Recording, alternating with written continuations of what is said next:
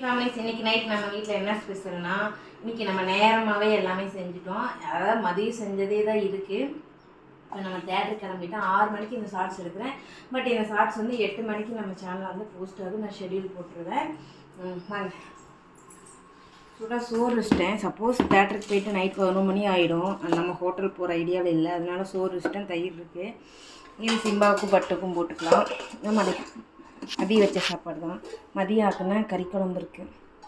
அதனால் வந்து கறிக்குழம்பு இருக்குது, தயிர் இருக்குது, சோறு மட்டும் வச்சுட்டு போனால் பசிச்சா சாப்பிட்டு நாளைக்கு நம்ம அந்த சோத்தை சாப்பிட்டுக்கலாங்கிறதுனால நான் வந்து செஞ்சுட்டேன். ஏன்னா அந்த டயத்தில் வந்து நம்ம எந்த ஹோட்டல் போக போகிறோம், அந்த டயத்தில் வந்து நம்ம சமைச்சு சாப்பிட்டு சங்கடப்பட்டு தூங்கிடுவோம் இல்லையா.